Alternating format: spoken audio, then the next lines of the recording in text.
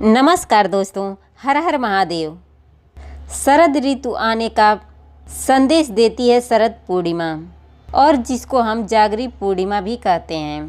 उजागरी का मतलब होता है कौन जाग रहा है। माँ लक्ष्मी शरद पूर्णिमा के दिन पृथ्वी लोक पर भ्रमण करती हैं। वो देखती हैं कि कौन सोया है और कौन उनकी भक्ति कर रहा है। वैसे आश्विन मास के शुक्ल पक्ष की पूर्णिमा को शरद पूर्णिमा कहते हैं, और इस बार शरद पूर्णिमा 30 अक्टूबर को मनाई जाएगी।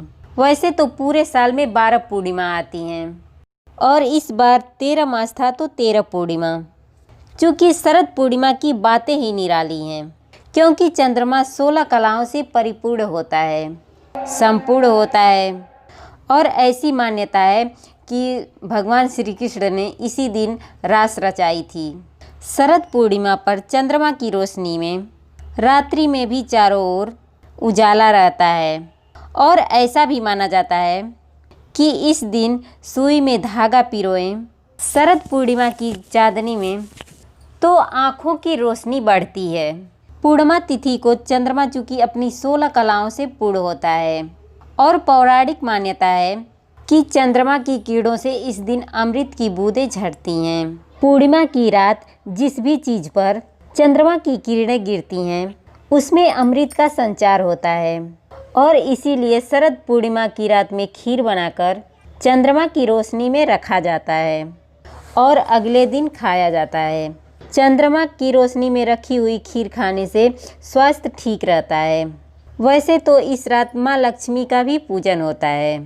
बंगाल में ऐसा प्रचलन है जहाँ पर माँ दुर्गा की मूर्ति का विसर्जन होता है। जिस पंडाल में माँ दुर्गा की स्थापना हुई थी और उनका विसर्जन हो गया है, उसी पंडाल में माँ लक्ष्मी की स्थापना की जाती है। इस दिन माँ लक्ष्मी का आगमन होता है, और इनकी पूजा से माँ लक्ष्मी भी प्रसन्न होती हैं। वैसे तो हम बात कर रहे हैं कि इस पूर्णिमा के दिन क्या नहीं देना चाहिए किसी को। देखिए, इससे पहले एक जानकारी आपके लिए। लंकाधिपति जो रावण थे, शरद पूर्णिमा की रात चंद्रमा की जो किरणें हैं वो दर्पण की माध्यम से अपने नाभि पर ग्रहण करता था, जिस प्रक्रिया से उन्हें पुनर्यौवन की शक्ति प्राप्त होती थी।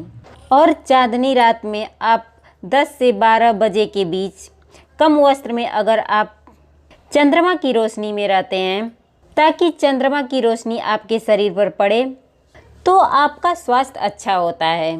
सोम चक्र, नक्षत्रीय चक्र, आश्विन के त्रिकोण के कारण, पूर्णिमा के ऊर्जा के कारण, और बसंत में निग्रह होता है। तो ये तो जानकारियाँ थी इस पूर्णिमा के बारे में, जो कि आपको जानने का हक है। इस पूर्णिमा के दिन चूँकि माँ लक्ष्मी का दिन है, इस दिन माँ लक्ष्मी आती हैं, तो आप इस दिन धन किसी को उधार मत दीजिएगा, चाहे कुछ भी हो जाए। पैसे उधार मत दीजिए। वैसे आप पूजा पाठ कराते हैं तो दक्षिणा के रूप में दे सकते हैं, लेकिन धन उधार देने से बचिए, वरना आप बुरे फंसिएगा। हर हर महादेव।